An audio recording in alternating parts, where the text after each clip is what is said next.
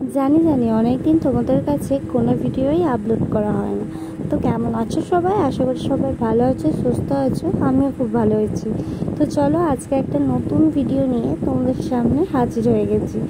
তো আজকে একটা রেসিপি তোমাদের সাথে শেয়ার করব। রেসিপিটার নাম হলো পনির ভুর্জি। তো তোমরাও এখানে ট্রাই করে একবার দেখতে পারো। তো চলো রান্নাটা কীভাবে করি সেটাই দেখো। আমি কড়াইয়ে অল্প পরিমাণ বাটার দিয়ে নিয়েছি। তোমরা চাইলে এখানে সর্ষের তেল বা সাদা তেল যে কোনো কিছুই ইউজ করতে পারো। যেহেতু এটা আমি নিরামিষভাবে বানাচ্ছি সেহেতু এখানে আমি পেঁয়াজ রসুন কিছু ইউজ করব না। তোমরা চাইলে এটা আমিষভাবেও বানাতে পারো। তো আমি এখানে কড়াইয়ে বাটার দিয়ে তাতে অল্প পরিমাণ জিরে আর কাঁচা লঙ্কা দিয়ে ভালো করে নেড়ে অল্প পরিমাণ আদা কুচি দিয়েছিলাম।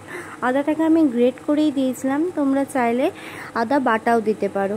তো দেখো ওগুলোকে ভালো করে নেড়ে নিয়ে আমি এখানে টমেটো আর ক্যাপসিকাম কুচিটা একটুখানি নেড়ে অল্প পরিমাণ জল দিয়ে তাতে হলুদ গুঁড়ো, জিরে গুঁড়ো, ধনে গুঁড়ো আর কাশ্মীরি লঙ্কার গুঁড়ো দিয়ে ভালো করে কষিয়ে নেব, যাতে টমেটো আর ক্যাপসিকামটা ভালোভাবে সেদ্ধ হয়ে যায়।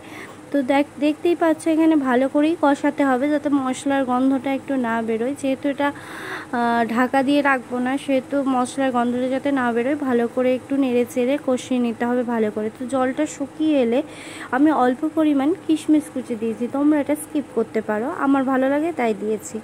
আমি এখানে পনিরটা গ্রেট করে রেখেছিলাম, তোমরা চাইলে হাতে করে ম্যাশ করে নিতে পারো।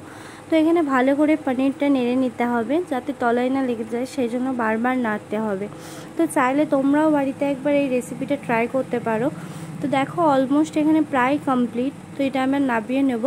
আর তোমরা বাড়িতে যদি ট্রাই করো অবশ্যই আমাকে কমেন্ট করে জানাবে যে কেমন হয়েছে।